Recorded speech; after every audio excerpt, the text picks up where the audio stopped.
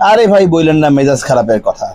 গেছিলাম ওই যে ডোমিনাস পিজা আছে না, আমাদের বিজয়নগর একটা শাখা আছে, ওই বিজয়নগর শাখায় এই যে বিগ বিগ অফার একটা দেখছি, 6 1 পিসেস, হ্যাঁ এইরকম একটা অফার অ্যাভিল করতে।